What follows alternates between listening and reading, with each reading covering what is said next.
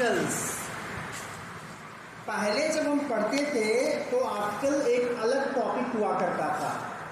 अब जो है whenever we have to talk of articles, एक अलग टॉपिक आता है डिटरमिनर्स करके, उसका एक सब टॉपिक होता है आर्टिकल्स। लेकिन तुम्हारे सिलेबस में केवल आर्टिकल्स दिया है, तो अभी हम डिटरमिनर्स की बात नहीं करेंगे, आर्टिकल्स की बात करते हैं।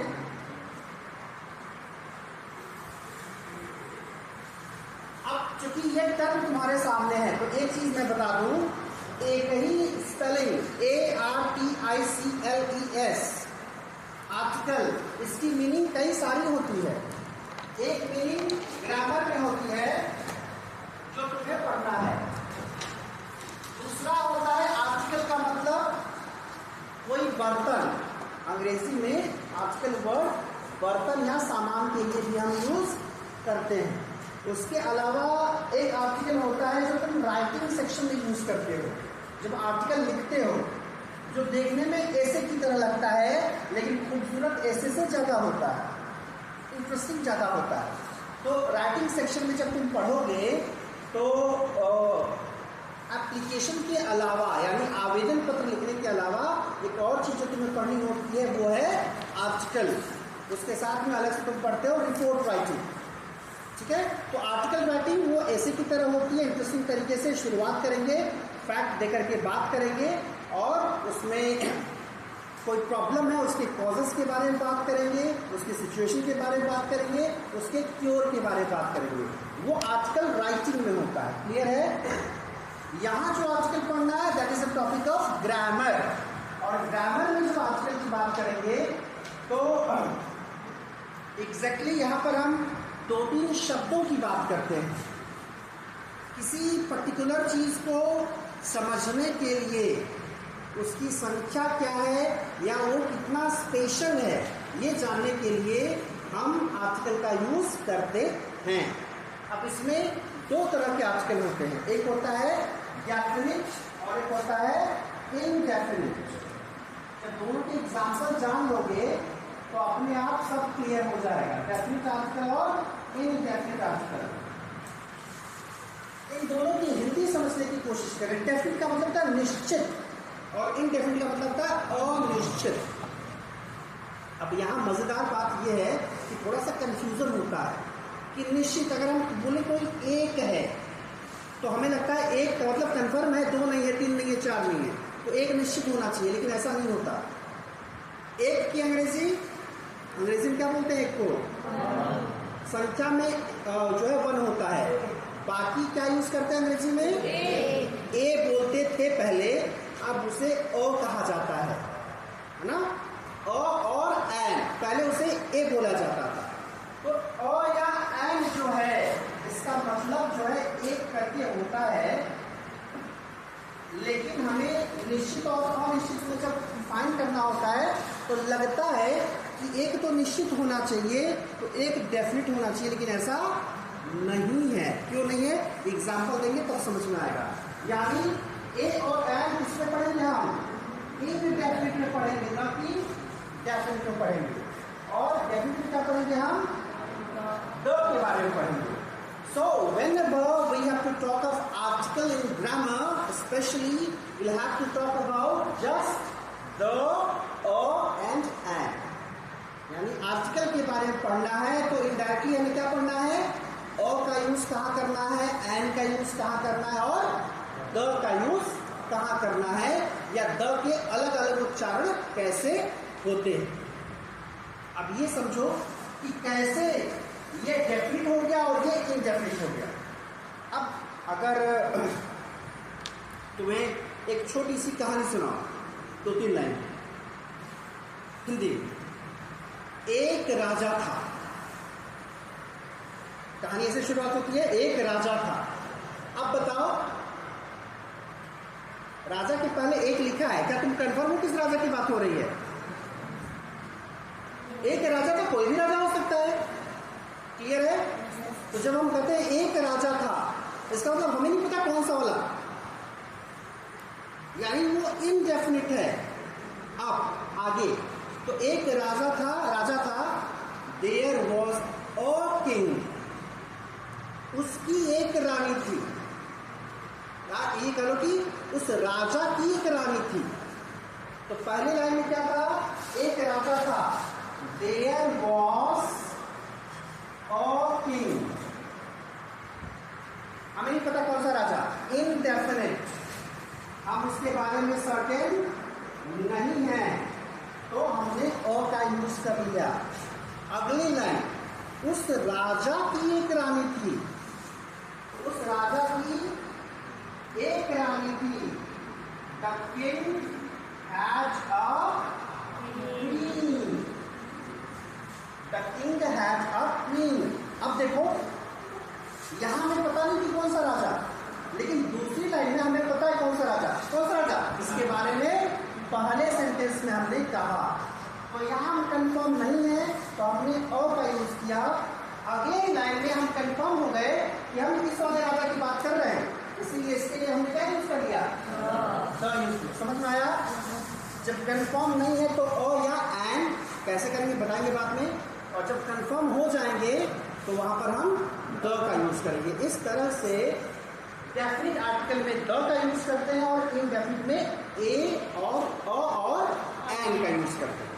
अब यहाँ पर एक बार ऐसा होता है, ये पर्टिकुलर वर्ड द जो है कभी, अच्छा इसका कोई मतलब नहीं होता। इंटरेस्टिंग बात ये है, दिस इज डमी। डमी का मतलब केवल है वहां पर, उसका कोई मतलब नहीं। अगर पूछो कि द की मीनिंग क्या होती है, कुछ मीनिंग नहीं होती।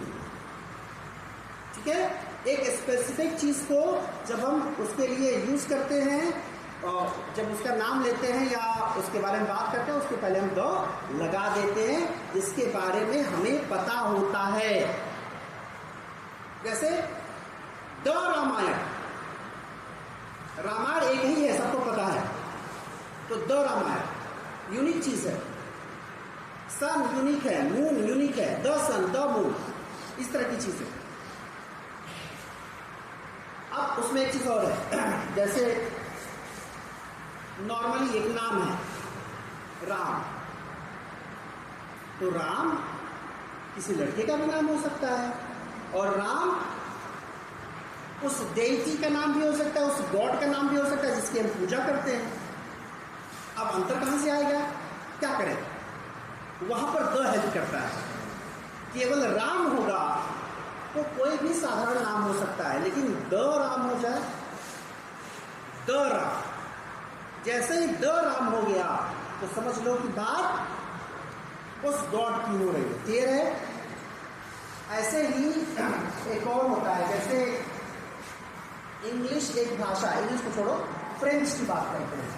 जैसे फ्रेंच, FRENCH, फ्रेंच एक भाषा है, फ्रांसीसी बोलते हैं हिंदी। अब फ्रेंच की एक और मीनिंग होती है, जो फ्रांस के लोग होते हैं उन्हें भी फ्रेंच कहा जाता है। जैसे अमेरिका की भाषा अमेरिकन, और अमेरिका के रहने वाले अमेरिकन, जर्मनी के रहने वाले जर्मन, और उनकी भाषा भी जर्मन। अब जर्मन जर्मन दोनों हो गया, पता कैसे चले? तो केवल भाषा होगी तो सिंपली उसको वैसे ही बोलेंगे, जर्मन बोलेंगे, फ्रेंच बोलेंगे। लेकिन जैसे ही वहां के लोगों की बात करेंगे, नाम के पहले द लगा देंगे, उस लैंग्वेज के पहले द लगा देंगे। यानी फ्रेंच का मतलब फ्रांसीसी भाषा, और द फ्रेंच का मतलब फ्रांसीसी लोग। जर्मन का मतलब जर्मनी की भाषा, और द जर्मन का मतलब जर्मनी के लोग। क्लियर है? तो द का यूज इस ढंग से करते हैं। एक चीज यहां और जानने की जरूरत है, इस द का उच्चारण दो तरीके से होता है। नॉर्मली हम द बोलते हैं, और कभी कभी इसको हम डी बोलते हैं, द और डी। तो रेगुलर वर्ड्स रहेंगे उनके साथ द होता है, लेकिन कोई शब्द अगर वॉवेल से शुरू होता है, वॉवेल यानी स्वर, कोई शब्द वॉवेल से अगर शुरू होगा तो उसका उच्चारण दी होता है। होता है। इसीलिए जब सिनेमा देखते हो लास्ट में क्या होता है? The end. The end नहीं होता, The end. अब यहाँ एक ही समझो, जब अंग्रेजी में स्वर की बात करते हैं तो बचपन से जो तुमने पढ़ा होगा, कितने वॉवेल्स? 5। कौन कौन से? A, E, I, O, U। तो अंग्रेजी में पढ़ लिया कि स्वर होते हैं 5, A, E, I, O, U। लेकिन बेटा ये जानकारी अधूरी है, और ये अधूरी जानकारी ही तमाम परेशानियों का कारण बनती है।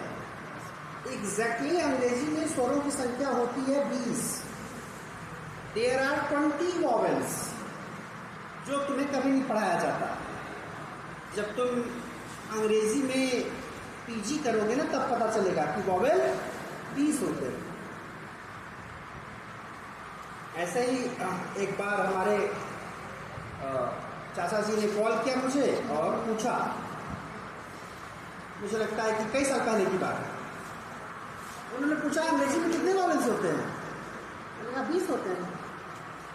मतलब एकदम एक्सपेक्टेड था कि कोई बंदा अगर अंग्रेजी में पीजी कर रहा है और उससे पूछा जाए कि वॉवेल कितने होते हैं, तो उसके मुंह से 5 नहीं निकलना चाहिए। तो बोले यार यहाँ पर तो अंग्रेजी वाले टीचर उसको 5 ही पता है। हम बोले तो जानकारी का अभाव है। क्योंकि स्वर जो होता है वो उच्चारण से होता है, न कि ये तुम्हारा जो लेटर है। जैसे तुम अंग्रेजी में अल्फाबेट्स पढ़ते हो, देयर आर 26 अल्फाबेट्स, 36 लेटर है ना, ए से लेकर के जेड तक। तो उसमें तुम 5 पढ़ लेते हो कि 5 जो है वो स्वर है यानी वॉवेल है। बाकी जो बचा कितना, 21 बचा, 21 बचा, वो हो गया कॉन्सोनेंट यानी व्यंजन। लेकिन कोई भी स्वर कब होता है? उच्चारण से, न कि लिखने से। ठीक है, वॉवेल की डेफिनेशन पढ़ोगे, कॉन्सोनेंट की डेफिनेशन पढ़ोगे तो वो साउंड करके आता है।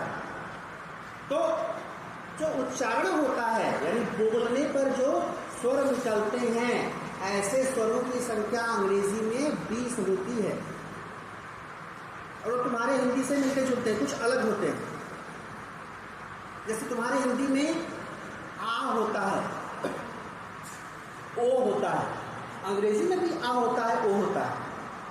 अंग्रेजी में एक बीच वाला भी होता है, ओ, पॉट, डॉक्टर। हिंदी में नहीं होता। हिंदी में या तो डॉक्टर होगा या तो डॉक्टर होगा, डॉक्टर नहीं होगा। समझ रहे हो? तो हिंदी के जो तमाम स्वर हैं अंग्रेजी में वो हैं, यानी अंग्रेजी में भी स्वरों में कौन कौन सा हो जाएगा?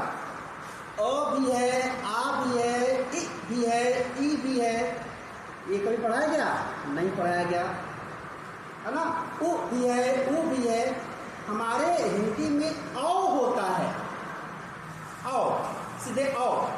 उनका जो औ है वो थोड़ा सा अलग है, औ, वो खींचेंगे औ। ए यू से जो बनता है वो अंग्रेजी का है। अलग अलग भाषाओं में जो वर्ण है या जो अक्षर हैं समटाइम्स कुछ बिल्कुल अलग होते हैं। जैसे हिंदी में थ होता है, थाली वाला थ, अंग्रेजी में थ नहीं होता। अंग्रेजी वाला जो थ है वो थ होता है, थ, नॉर्मली थ नहीं, थ होता है, थ। इसलिए थैंक यू नहीं होता, थैंक यू होता है। इसलिए थिंग नहीं होता, थिंग नहीं होता, थिंग होता है, थिंग, THING, थिंग। अंग्रेजी में त साउंड नहीं होता, अंग्रेजी में केवल त होता है। और यही कारण है कि सचिन तेंदुलकर को अंग्रेज तेंदुलकर ही कहते हैं, वो तेंदुलकर नहीं कहते, द और त नहीं बोलते, वो तेंदुलकर, ट, ड। ठीक है। हमारे यहाँ रविंद्रनाथ ठाकुर हुए, रविंद्रनाथ ठाकुर, अंग्रेजों ने ठाकुर को ठाकुर क्या कर दिया, वो ट को खींच के ठ बनाते हैं। जैसे टोमेटो होता है, टोमेटो, ट को खींच के ठ कर दोगे, टोमेटो। ट तो ट वाला साउंड खींच के ठ हो जाता है। तो हमारे यहाँ का जो ठ है उसको पीछे खींच के सब ट बना दिए। तो हमारे ठाकुर को इन्होंने टैगोर कर दिया, टैगोर। तो इसीलिए अंग्रेजी में क्या पढ़ते हो तुम, हिंदी में भी पढ़ते हो रविंद्रनाथ टैगोर। टैगोर कोई टाइटल नहीं, सॉरी सरनेम, टैगोर कोई सरनेम नहीं हुआ करता था, सरनेम था ठाकुर, रविंद्रनाथ ठाकुर। अंग्रेजों ने ठाकुर को कर दिया टैगोर। तो ये भाषा की जो है, भाषा के जो डिफरेंसेस हैं उसकी वजह से ये चीजें होती हैं। तो अब बताने का उद्देश्य क्या है कि अंग्रेजी में अब जब भी मैं बोलूं कि स्वर या वॉवेल, वॉवेल के पहले अगर कोई पर्टिकुलर आर्टिकल तुमको यूज करना है तो अ होगा कि एन होगा, ये पता है कि वॉवेल के पहले एन लगता है और जो कॉन्सोनेंट होता है उसके पहले अ लगता है। और एन में ये होता है कि जो वॉवेल से शुरू होगा, अब वॉवेल का मतलब वॉवेल साउंड, न कि लेटर, कि ए ई आई ओ यू देख लिया तो उसके पहले एन लगा दिया, वो नहीं है तो उसके पहले अ लगा दिया, तो मामला हो जाएगा गड़बड़। समझ में आ रही बात? यानी कभी भी कोई अंग्रेजी का शब्द तुम्हारे सामने आएगा, अगर वो वॉवेल साउंड से उसका उच्चारण हो रहा है तो उसके पहले एन लगाओगे। अब समझो कैसे, इसको तो भूल ही जाओ। ये 5 जो है, अगर इसके साथ उच्चारण जो है ओ आ ई उ ए ऐ ओ औ, अंग्रेजी में आम नहीं होता, ठीक है? ये साउंड अगर है, या एक साउंड है क्या ओ, कुछ डिफॉर्म्स भी होते हैं, मिला के दो को बनाए जाते हैं। जैसे हिंदी में ऐ होता है, इसमें ये ऐ ही होता है। देखो हिंदी का ऐ, अंग्रेजी का ऐ, अंतर है। तुम्हारे समझने के लिए ऐ मैंने लिख दिया यहाँ पर। यानी इस तरह के साउंड अगर मैच करेंगे, यानी कोई वर्ड है तुम्हारे सामने, उसके पहले अगर ये साउंड, शुरुआत में अगर ये साउंड निकलेगा तब क्या लगाओगे? एन लगाओगे। ये साउंड अगर आएगा तब लगाओगे एन। इसके अलावा कोई साउंड अगर आता है तो क्या लगाओगे? अ लगाओगे। क्लियर है? तब मैं पूछता हूं, बताओ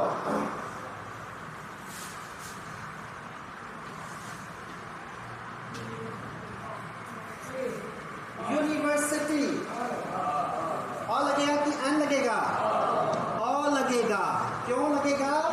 क्योंकि भले ये यू से दिख रहा है लेकिन उच्चारण में क्या आ रहा है? य आ रहा है। य में ऊ की मात्रा आ रही है। केवल अकेले ऊ की मात्रा आती तो एन लगा देते। क्लियर है? तो यूनिवर्सिटी के पहले क्या लगेगा? अ लगेगा। ठीक है? अब एक टर्म है अम्ब्रेला। अम्ब्रेला मतलब छाता। क्या लगेगा इसके पहले? एन लगेगा। क्यों लगेगा? क्योंकि इसका उच्चारण क्या है? अम्ब्रेला है। तो ये जो अ है ये बता रहा है कि इसके पहले एन लगाया जाएगा। क्लियर है? ये बता रहा है कि इसके पहले अ लगाया जाएगा। अब एक इंटरेस्टिंग बात, HOUR क्या पढ़ते हैं? आवर। HOUR को पढ़ते हैं आवर। आवर मतलब घंटा, समय वाला घंटा। तो HOUR शुरुआत H से है लेकिन कैसे होता है? आवर। अंडाकार अ होता है, अगर उच्चारण नहीं करते आवर। तो ये आवर साउंड क्या लगेगा? एन लगेगा। तो आवर के पहले एन लगेगा। There is a term in English HONEST। क्या पढ़ते हैं? ऑनेस्ट पढ़ते हैं।